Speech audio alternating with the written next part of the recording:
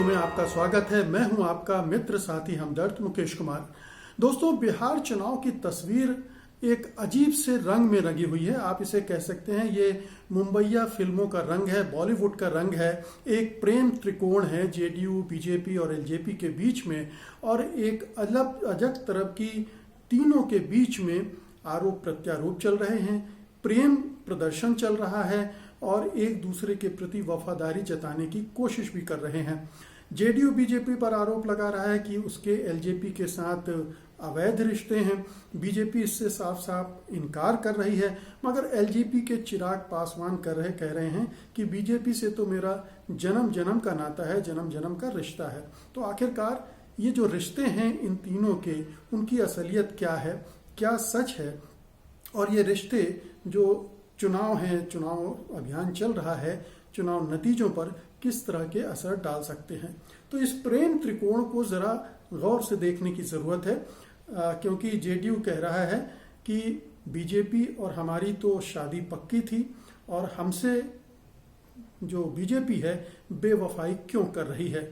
LJP से अवैध संबंध रखने का उसको अंदेशा है कि बीजेपी एलजेपी के साथ एक गुपचुप संबंध चला रही है, एक ऐसा रिश्ता जिसको समाज स्वीकार नहीं कर रहा है और समाज से छिपाया जा रहा है, लोगों से, मतदाताओं से छिपाया जा रहा है। लेकिन इन दोनों के बीच कहीं कोई प्रेम है जिसको छिपा कर रखा जा रहा है और मौके आने पर वो दोनों एक दूसरे के साथ जा सकते हैं, ऐसा जेडीयू को लगता है। बीजेपी बार बार सफाई दे रही कि नहीं, हमने तो जेडीयू के साथ 7 फेरे लगाए हैं, नीतीश हमारे अकेले पति हैं और हमारी पूरी निष्ठा, पूरी वफादारी और जो भी एक पत्नी धर्म होता है वो जेडीयू के साथ हम निभा रहे हैं, तो इसमें किसी को शक नहीं होना चाहिए। एलजेपी का दावा है कि बीजेपी से हमारे संबंध बहुत पुराने हैं, हम पूरी तरह से वफादार हैं। तो जेडीयू और एलजेपी में इस वजह से एक सौतन वाला रिश्ता भी बन गया है। इस सौतन वाले रिश्ते में दोनों एक दूसरे की काट करने में लगे हुए हैं, दोनों एक दूसरे को इस तरह से काट रहे हैं जिससे बीजेपी का प्यार उनको अकेले को मिले, दूसरे को न मिले।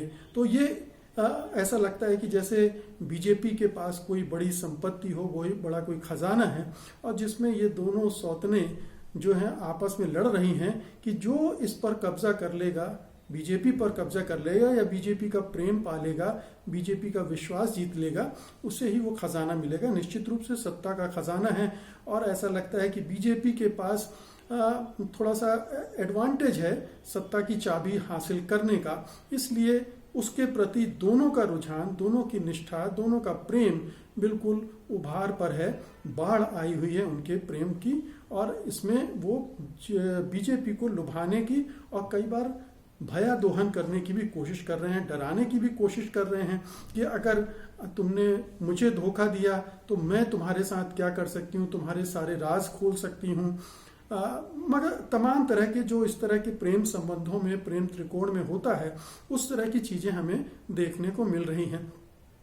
तो ये जो संबंध है 3 पार्टियों का, जो कि जिसमें एक तो साफ दिख रहा है कि जेडीयू बीजेपी की घर वाली है और एलजेपी बाहर वाली है। अब ये घर वाली और बाहर वाली दोनों आपस में लड़ रही हैं और दोनों की आपसी लड़ाई में जो बीजेपी है वो पिस रही है, क्योंकि वो न घर वाली को यकीन दिला पा रही है कि मैं पूरी तरह से तुम्हारे साथ हूं, और ना ही जो बाहर वाली है वो यकीन कर पा रही है कि वो उसके साथ नहीं है।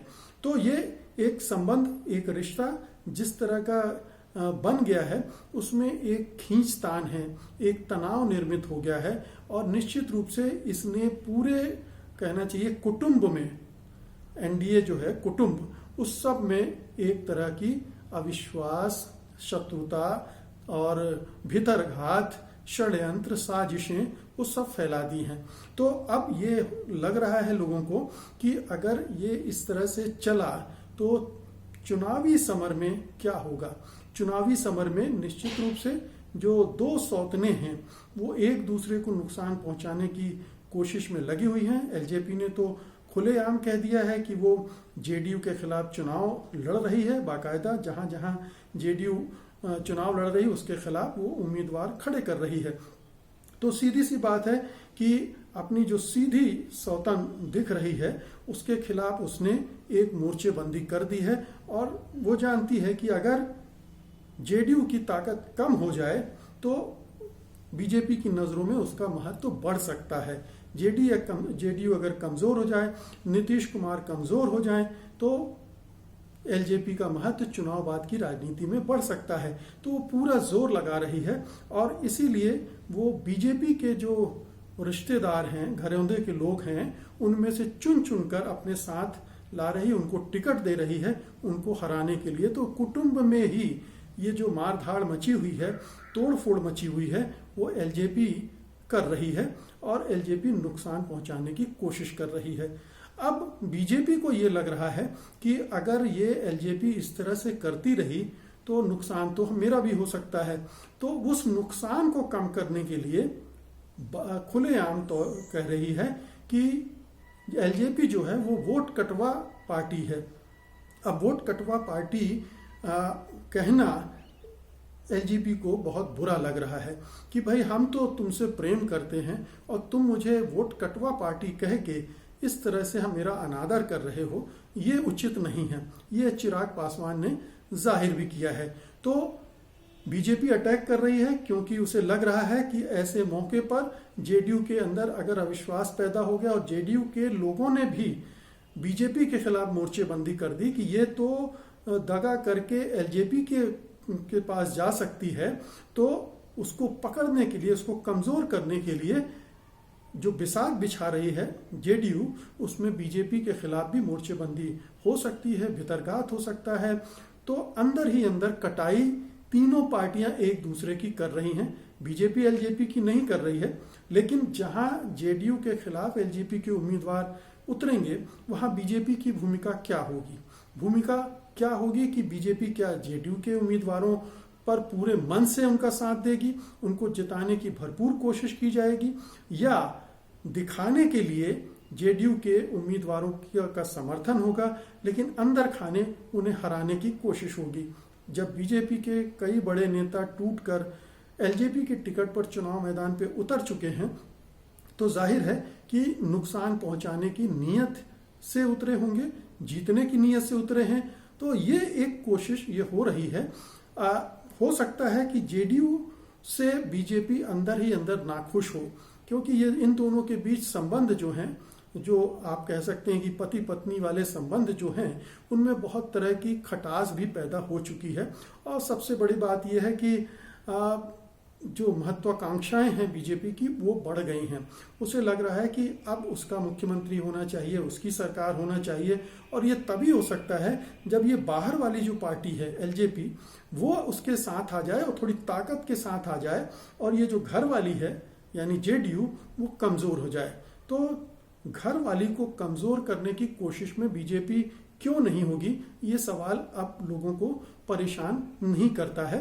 वो बिल्कुल होगी और वो कर रही होगी, ऐसा मानकर चला जा रहा है कि ये पूरा जो गेम है ये बीजेपी ने बिछाया हुआ है और उसमें वो बहुत चतुराई से खेलने की कोशिश कर रही है कि जिससे एक ब्याहता के संबंध हैं जेडीयू के साथ, अब उससे चूंकि वो थोड़ा सा बदमाशी करने लगी है इसलिए उसको दरकिनार किया जाए। और ये जो घरवाली है जो नीतीश कुमार और जेडीयू से ज्यादा कहीं निष्ठावान होने की बात कर रही है, बात बात पर कह रही है कि मोदी जी, अमित शाह जी हमारे नेता हैं, मैं उनका भक्त हूं, मैं उन्हें दिलो जान से चाहता हूं और बीजेपी से हमारे रिश्ते पुराने हैं।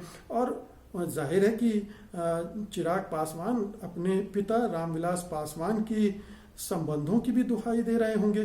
तो ये तमाम चीजें हैं जिससे वो आकर्षण एलजेपी का बढ़ रहा है। और एक चूंकि एलजेपी थोड़ा कमजोर पार्टी है, इतनी सीटें तो कतई नहीं ला पाएगी जितनी जेडीयू की हैं। 2 दहाई का अंक भी पार कर ले तो एक बड़ी उपलब्धि होगी, क्योंकि 2 सीटें मिली थी पिछली बार। तो ये एक खेल वहां से हो रहा है कि कमजोर साझीदार हो, दूसरी जो घर वाली है उसको कमजोर करके बाहर करके इसको अंदर ले आए, ये हमारी सहयोगी पार्टी बन जाए और अपनी सीटें बढ़ा ली जाएं, ताकि अपने दम पर अपनी सरकार बनाई जा सके और बाकी कुछ जो तोड़फोड़ की जरूरत पड़ेगी चुनाव के बाद वो कर ली जाएगी दूसरी छोटी पार्टियों को आपस में मिलाकर। तो ये जो प्रेम त्रिकोण है अब ये नए नए आकार ग्रहण कर रहा है और चुनाव के बाद एक नया आकार इसमें मिल सकता है कि घर वाली जो है वो बाहर वाली हो जाए और बाहर वाली घर वाली हो जाए, और कहीं ऐसा ना हो, ये भी संभव है कि ये घर वाली और बाहर वाली के झगड़े में बीजेपी भी सत्ता से बाहर हो जाए और किसी और को सत्ता संभालने का मौका मिल जाए। तो ये बड़ा दिलचस्प खेल है, घर वाली बाहर वाली का प्रेम त्रिकोण है।